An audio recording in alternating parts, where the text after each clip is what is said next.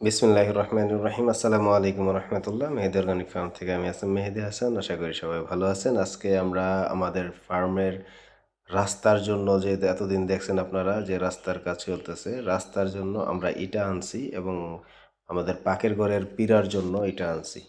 তো এই হচ্ছে আমাদের 3000 ইটা। ইটার দাম এখন মোটামুটি ভালোই বাইরে গেছে, প্রায় 3000 4000 টাকা বাইরে গেছে হাজারে। মানে 3000 ইটার মধ্যে 4000 টাকা বেশি লাগছে।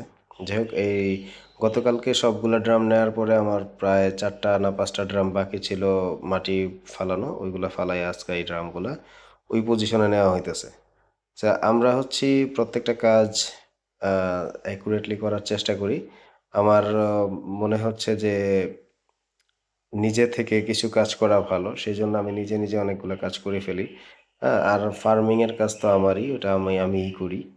তারপরেও যেগুলো হচ্ছে ওনাদের কাজ, ওইখানেও আমি হাত লাগানোর চেষ্টা করি। যাই হোক, আমার পেঁপে গাছের লাইনটা হচ্ছে এটা।